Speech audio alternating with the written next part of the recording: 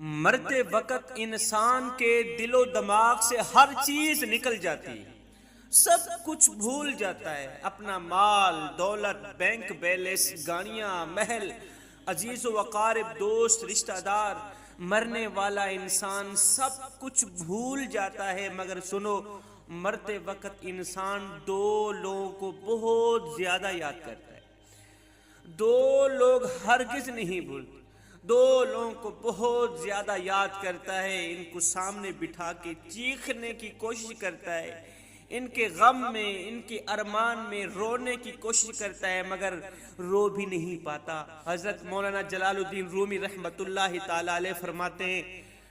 فرماتے ہیں میرے محلے میں ایک شخص زندگی موت کی جنگ لڑ رہا تھا، مرنے والا تھا، موت کے بالکل قریب تھا۔ لوگ میرے پاس آئے، حضرت ہمارا ایک شخص مرنے والا ہے، آپ آئے نا، انہیں کلمہ پڑھنے کی تلقین کریں، قرآن پڑھنے کی تلقین کریں۔ حضرت مولانا جلال الدین رومی رحمۃ اللہ تعالی علیہ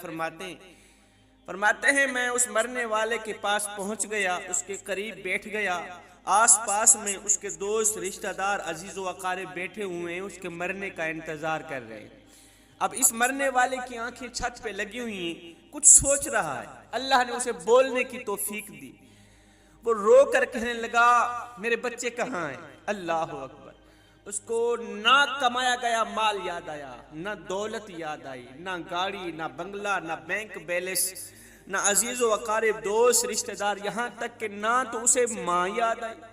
نہ تو اسے باپ یاد آیا، نہ بہن، نہ بھائی۔ کہتا ہے میرے بچے کہاں ہیں؟ بچے دوڑ کر آئے، جی ابا حضور، ساتھ میں بیٹھ گئے۔ پھر کہتا ہے میری بیوی کہاں؟ بیوی دوڑ کر آئی، بیٹھ گئی۔ اب کہتا ہے تمہیں دیکھ کے میرا دل رو رہا ہے، میری آنکھیں رو رہی ہیں، سوچ رہا ہوں کہ میرے مر جانے کے بعد میرے بچوں کا کیا بنے گا۔ انسان جب مرتے وقت بچوں کو دیکھتا ہے نا، اللہ تعالیٰ جب اسے دیکھنے کی توفیق دیتا ہے، ہمت دیتا ہے، جب آخری بار بچوں کو دیکھتا ہے تو وہ یہ بھول جاتا ہے کہ میرے مرنے کے بعد میرا کیا بنے گا، یہ سوچتا ہے کہ میرے مرنے کے بعد میری اولاد کا کیا بنے گا، میرے مرنے کے بعد پتہ نہیں میرے ان پیاسے بچوں کو کوئی پانی بھی دے گا یا نہیں دے گا، میرے بھوکے بچوں کو کوئی کھانا بھی دے گا یا نہیں دے گا، میرے مر جانے کے بعد میرے عزیز و اقارب میں سے، دوستوں میں سے، بھائیوں میں سے، بہنوں میں سے میری طرح کوئی ان کا خیال رکھے گا یا نہیں رکھے گا،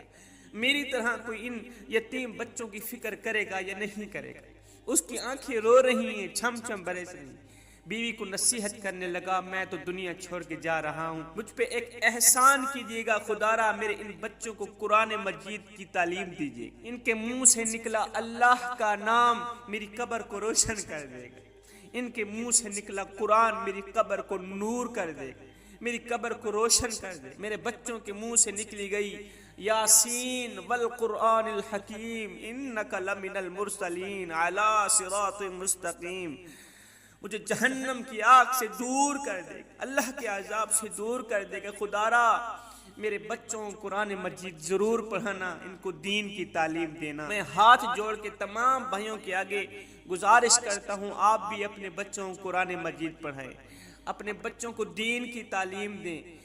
تم نے وہ واقعہ نہیں سنا حضرت سیدنا موسیٰ علیہ السلام کا ایک قبرستان سے گزر ہوا، آپ نے دیکھا قبرستان کی ایک قبر کے اندر مردے کو دردناک عذاب دیا جا رہا ہے، مردہ عذاب میں مبتلا ہے، اس کی قبر جہنم کے گڑھوں میں سے گڑھا بنی ہوئی ہے، مردہ عذاب میں مبتلا ہے، چیخ و پکار کر رہا ہے۔ حضرت سیدنا موسیٰ علیہ السلام آگے چلے گئے، کام کرنے کے بعد واپسی جب اسی راستے سے گزر ہوا، آپ نے دیکھا وہی جہنم میں جلنے والا شخص جس کی قبر میں عذاب دیا جا رہا تھا، اب وہ شخص جنت میں ٹہل رہا ہے، اس کی قبر جنت کے باغوں میں سے باغ بنی ہوئی ہے۔ دونوں ہاتھ اٹھائے، عرض کی میرے مالک تھوڑی دیر پہلے میں یہاں سے گزرا تھا، یہی قبر جہنم کے گڑھوں میں سے گڑھا بنی ہوئی تھی، تھوڑی دیر کے بعد یہ جنت کے باغوں میں سے ایک باغ کیسے بن گئی؟ میرے اللہ نے فرمایا موسیٰ یہ شخص جب مرا تھا نا، مرنے سے پہلے اپنی بیوی کو حاملہ چھوڑ کے مرا تھا، بیوی کا ایک بیٹا پیدا ہوا، بچہ پیدا ہوا، بچہ آج چھوٹا کل بڑا، تھوڑا سا بڑا ہوا تو اس کی بیوی نے بچے کو مسجد میں بھیجا، مکتب میں بھیجا، معلم صاحب نے اس کے بچے کو بسم اللہ الرحمن الرحیم پڑھائی، اللہ اکبر۔ آج اس کے بچے نے بسم اللہ الرحمن الرحیم پڑھی ہے، موسیٰ مجھے حیا آتی ہے کہ بچہ میرا نام لے، مجھے حیا آتی ہے اس کا بچہ میرا نام لے،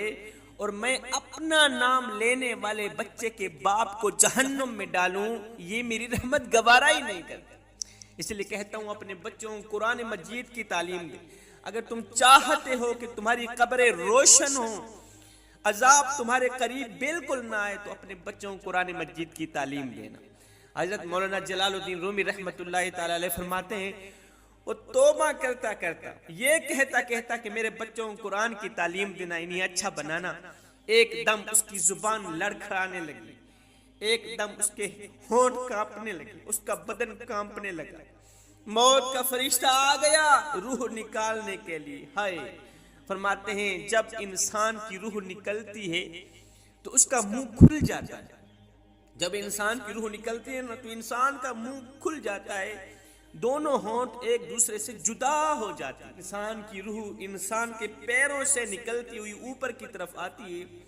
جب دل اور پھیپھڑوں تک پہنچتی ہے تو یہ وہ لمحہ ہوتا ہے، یہ وہ وقت ہوتا ہے کہ جب انسان زندگی میں پہلی بار، دنیا میں پہلی بار فرشتے اور شیطان کو دیکھتا ہے۔ یہ وہ وقت ہوتا ہے جب روح دل اور پھیپھڑوں تک پہنچتی ہے نا، یہ وہ مرحلہ ہوتا ہے جب انسان شیطانوں اور فرشتوں کو دیکھ رہا ہوتا ہے۔ ایک طرف شیطان اس کے کان میں مشورے دیتا ہے، دوسری طرف اس کی زبان سے اس کے عمل کے مطابق الفاظ نکلنے لگتے ہیں۔ اگر انسان نیک ہوتا ہے، اگر نمازی ہوتا ہے، اگر عبادت گزار ہوتا ہے، اگر اللہ کا نیک بندہ ہوتا ہے، تو پھر اس کا دماغ اس کی زبان کو کلمہ پڑھنے کی تلقین کرتا ہے، اللہ اکبر، قرآن پڑھنے کی تلقین کرتا ہے، درود پڑھنے کی تلقین کرتا ہے۔ اگر انسان نیک ہوتا ہے تو، اگر انسان نیک نہیں ہوتا تو پھر اس کا جو دماغ ہوتا ہے وہ عجیب سی ہیبت کا شکار ہو جاتا ہے اور انسان شیطان کے مشورے کو قبول کر بیٹھتا ہے۔ جب انسان شیطان کے مشورے کو قبول کر بیٹھتا ہے پھر کوشش کرتا ہے کلمہ پڑھنے کے، لیکن نہیں پڑھ پاتا۔ صاحب، آج ہماری آنکھیں کھلی ہیں،